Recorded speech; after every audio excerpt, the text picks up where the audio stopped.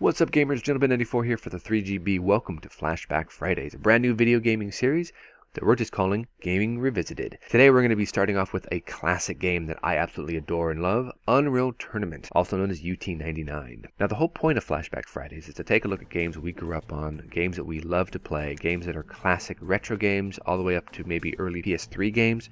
So we're just going to be looking at some awesome games that we love and we feel strongly about. And Unreal Tournament is definitely one of the games that I absolutely love and I feel strongly about. So we're going to take a look at it. We're going to set my controls up real quick here, get everything kind of set up. You'll notice that my control scheme is a little different than what might be standard.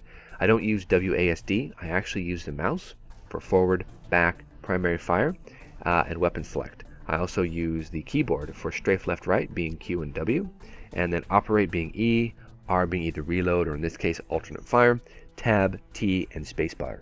Tab's usually crouch, spacebar is usually jump. So yeah, I actually learned that way from a buddy of mine who used to game with all the time named Archelius, and that's kind of how he set up his control scheme, and I learned on his PC. So I just kind of became accustomed to that type of control scheme. So we're going to go with Malcolm, a fan favorite from the UT universe, and we're going to start off with Deathmatch. We're not going to do the tutorial level because I don't feel the need to. I kind of know how to play the game. I played it enough to kind of know what I'm supposed to do. So we'll go right into Oblivion. First one to 10. 10 frags wins the match. Now this is the Enforcer pistol. We want to get rid of that and pull out the flat cannon. And this is one of the greatest weapons in this game. Flat cannon has an alternate fire of an exploding, I guess, ball of shrapnel.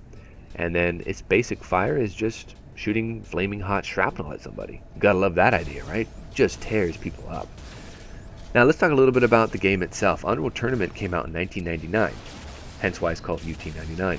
And it was revolutionary for its time. It was brought out by a company called GT Interactive. I don't think they're around anymore, to be honest, but they made some awesome games. And we kind of thought that they were a little bit of a kind of an upcoming company, and they were pushing the envelope of what you could do in a game.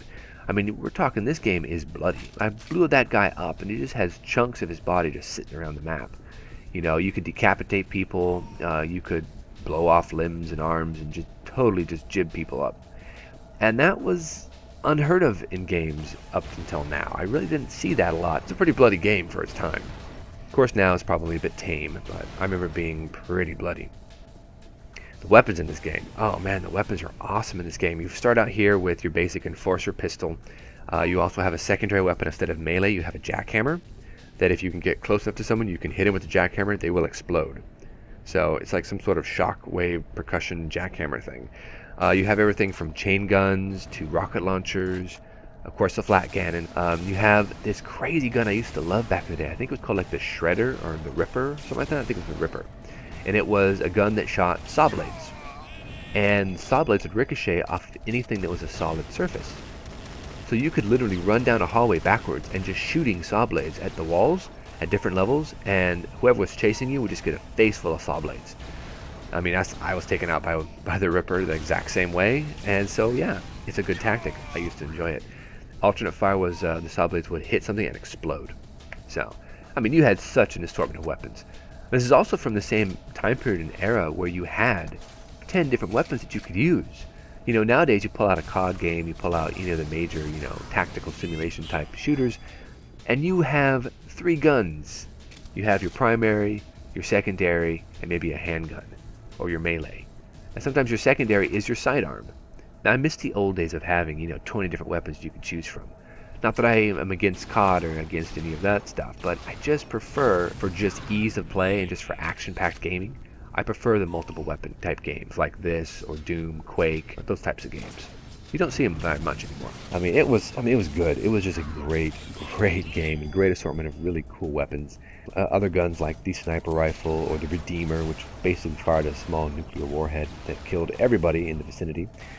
See, the alternate fire here on this shock rifle is the ball of plasma. If you shoot the ball of plasma, it will explode, and that, generally speaking, is a hard shot to make, especially when you're in the middle of the thick of things. But if you can nail it, oh man, you do some damage, definitely. Favorite weapon has to be the flat cannon, though. It just is so awesome. I've taken so many guys out with the flat cannon. Boom! Right in the back. So that's kind of a brief look at Unreal Tournament. I'd like to do more, though, to be honest, because there's a whole history behind UT that I haven't even touched on yet. Check out Malcolm's thrusting here. pretty awesome. So we're going to call it here. Join us next time for another episode of Flashback Fridays. Thanks so much, guys, for watching. We'll see you next time.